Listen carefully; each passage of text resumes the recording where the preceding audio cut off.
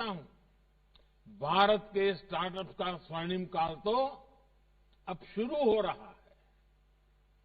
भारत की जो विविधता है वो हमारी बहुत बड़ी ताकत है। हमारी डायवर्सिटी हमारी ग्लोबल आइडेंटिटी है। हमारे यूनिकॉर्न्स और स्टार्टअप्स इसी डायवर्सिटी के मैसेंजर हैं। सिंपल डिलीवरी सिस्टम से लेकर सर्विस से लेकर पेमेंट सॉल्यूशन और कैब सर्विस तक आपका विस्तार बहुत बड़ा है। आपके पास भारत में ही डाइवर्स मार्केट्स, डाइवर्स कल्चर्स और उसमें काम करने का इतना बड़ा अनुभव है। इसलिए भारत के स्टार्टअप खुद को आसानी से दुनिया के दूसरे देशों तक पहुंचा सकते हैं। इसलिए आप अपने सपनों को सिर्फ लोकल न रखें, ग्लोबल बनाएं। इस मंत्र को याद रखिए, let us innovate for India, innovate from India. साथियों, आजादी के अमृत काल में ये सबके लिए जुट जाने का समय है। ये सबका प्रयास से लक्ष्यों की तरफ बढ़ने का समय है। मुझे खुशी हुई जब एक ग्रुप ने पीएम गति शक्ति नेशनल मास्टर प्लान को लेकर अहम सुझाव दिया।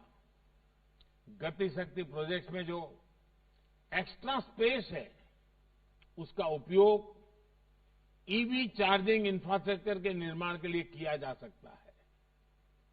इस मास्टर प्लान में आज ट्रांसपोर्ट, पावर, टेलीकॉम सहित पूरे इंफ्रास्ट्रक्चर ग्रिड को सिंगल प्लेटफॉर्म पर लाया जा रहा है।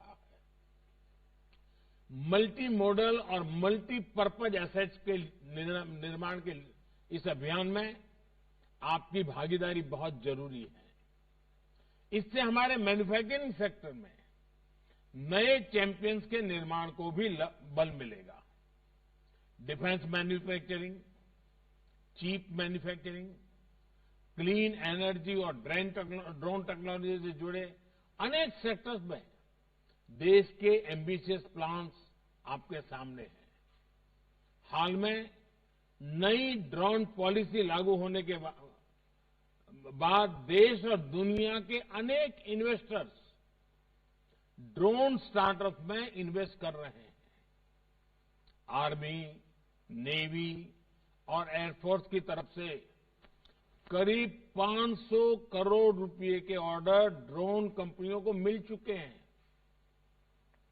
सरकार बड़े पैमाने पर गांव की प्रॉपर्टी की मैपिंग के लिए आज ड्रोन का उपयोग कर रही है, स्वामित्व योजना के लिए। अब तो दवाओं की होम डिलीवरी और एग्रीकल्चर में ड्रोन के उपयोग का दायरा बढ़ रहा है। इसलिए इसमें बहुत संभावनाएं हैं। साथियों, तेजी से होता हमारा शहरीकरण भी एक बहुत बड़ा फोकस एरिया है।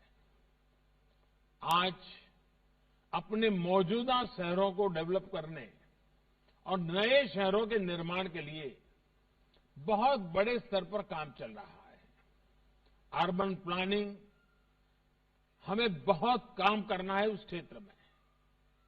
इसमें भी हमें ऐसे वॉक टू वर्क कंसेप्ट और इंटीग्रेटेड इंडस्ट्रियल एस्टेट का निर्माण करना है, जहां श्रमिकों के लिए, मजदूरों के लिए बेहतर अरेंजमेंट्स हो। अर्बन प्लानिंग में नई संभावनाएं आपका इंतजार कर रही हैं। जैसे यहां एक ग्रुप ने बड़े शहरों के लिए नेशनल साइकिलिंग प्लान और कार फ्री जोन्स की बात रखी। ये शहरों में सस्टेनेबल लाइफस्टाइल को प्रमोट करने के लिए बहुत जरूरी है। आपको मालूम होगा, मैं जब COP26 की समिट में गया था, तब मैंने एक मिशन लाइफ की बात कही है।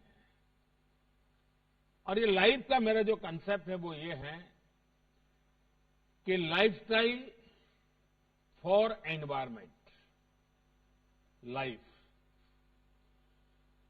और मैं मानता हूं कि हमने लोगों में उन चीजों को लाने के लिए टेक्नोलॉजी का कैसे उपयोग करें, जैसे एक P3 मूवमेंट आज अनिवार्य है।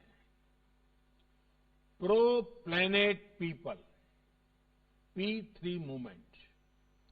हमें जब तक जन सामान्य को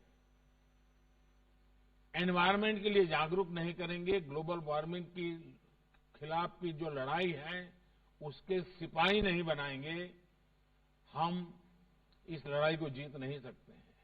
और इसलिए भारत मिशन लाइफ को लेकर के अनेक विध देशों को अपने साथ जोड़ने की दिशा में काम कर रहा है।